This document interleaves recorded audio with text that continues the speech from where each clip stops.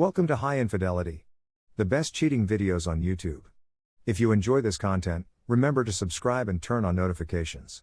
Now let's get into the video. Absolute devastation to liberation. 20-year relationship destroyed by cheating wife. Part 2.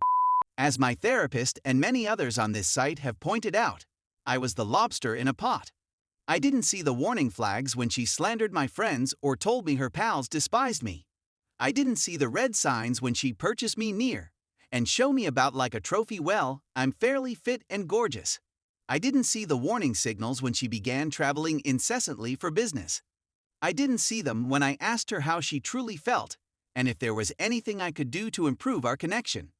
Part of it is love's eyes and part of it is her nefarious manipulation, which I couldn't see until now. For her, nothing was ever enough. Not my job, not our home, and not the effort I did on it. It was all a ruse that suited my codependency nicely. I wanted to mend things and be good enough, and she was extremely skilled at creating enough chaos and dangling enough goodies to keep me interested. I wasn't asking for love to be returned, but rather to love her so deeply that it was enough for both of us.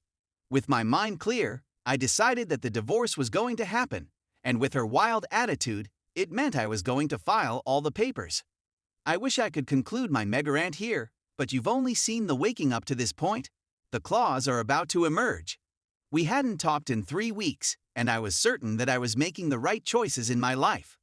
I'm surrounded by friends, making progress, and getting insight. I understood I was in a trap, and made the hard choice not to get back together. Ring! Ring. Oh my goodness, who could that be? It's my WS, and we were meant to meet for coffee to talk about the divorce and the tangled paperwork. She informs me she won't be able to make it at the appointed time, but that if I contact her 2 hours later, we can meet up.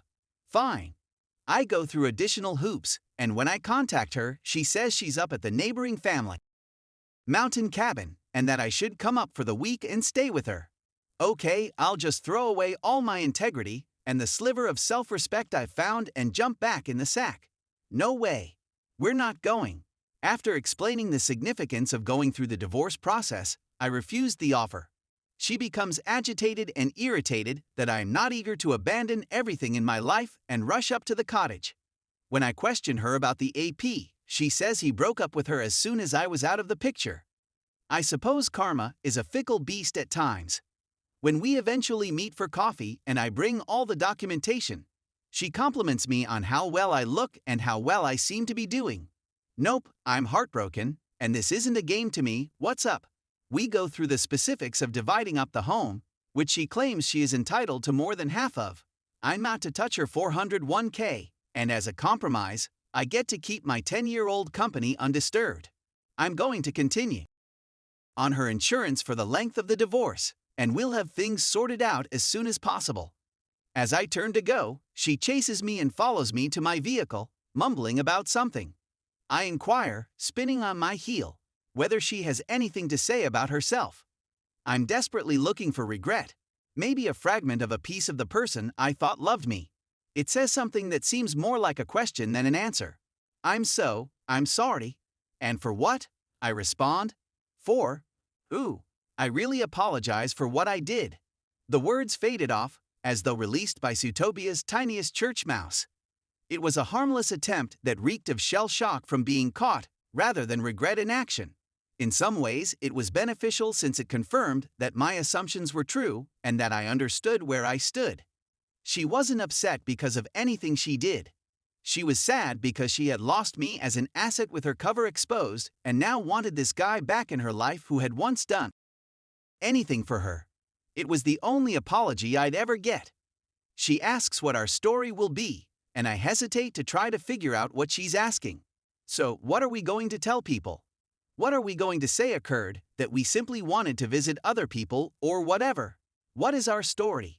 Oh my gosh, yeah, you may say anything you want about our narrative, but I'm going to speak the truth to everybody who will listen. That's exactly what happened. You crushed my heart. You walked away from marriage, and now you want your cake. I've had enough, and I don't need to make up a tale to make myself feel better. Okay, bye. I turn and walk away, and as soon as I cross the street, a train arrives, putting an end to our talk. I quickly get in my vehicle and contact every one of her relatives about the divorce and what transpired. No, we're talking about Wolverine claws. I felt okay about closing the door, knowing there was no healthy way to mend things and acknowledging it wasn't a healthy relationship to begin with. Other catastrophes continued to come my way as the divorce process progressed. I was shot with a full-bore double-barreled shotgun. Our home flooded on Super Bowl Sunday 3 months before D-Day, when my WS was away on one of her business or escapades excursions. I went to a friend's house and returned home to discover our garage half filled with water. She was supposed to be in Amsterdam, where several field offices were located, but when I phoned to inform her of the calamity, it seemed like she was just next door. In any case, she simply begins shouting at me to repair it, which is exactly what I'm doing. If I had been wise, I would have dashed to Home Depot in the final few minutes. It was open and gotten a sump pump to empty the driveway. Fortunately, our garage was connected to a full basement and was located at the lowest point on the land. Water, on the other hand, has completely infiltrated the garage and almost burst the step up to gain admission into the home. I contact a buddy who is a landscape architect and can help in a variety of ways. We fill sandbags till midnight, but heavy rain is preventing us from progressing. We've protected the property for a few moments, but it's going to crest due to the year's record rainfall. We devised a plan to divert the water from the driveway into my basement utility room, where the drain is located. We get some 60-foot garden hoses and I start tugging with my lungs to get the water to flow. It's effective. Aside from obtaining a taste of groundwater, I get a good continuous stream of gallons per minute streaming to the drain. The driveway does not retreat, but it also does not overflow. This afforded me some time to bail calf-deep water around the house, which I did by pulling up approximately 5 gallons at a time with a shop vac and heaving it over. We have one leaky gutter, and instead of draining down the French drain, it's overflowing onto the driveway.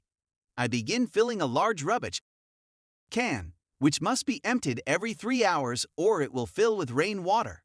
I'm soaking. I've been in the rain and water for 24 hours and I haven't slept. When I sleep, I set an alarm to get up and leave so that no harm is done.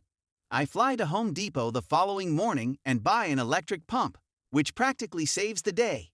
This modest $1.50 or less pump diverts over 3,000 gallons of water per hour and entirely moves the driveway down the street to run off in approximately 3 hours. Yes, I had about 9,000 gallons of water piled up on my driveway, leg to knee deep. The next day, I go to work and visit my landlord for the business.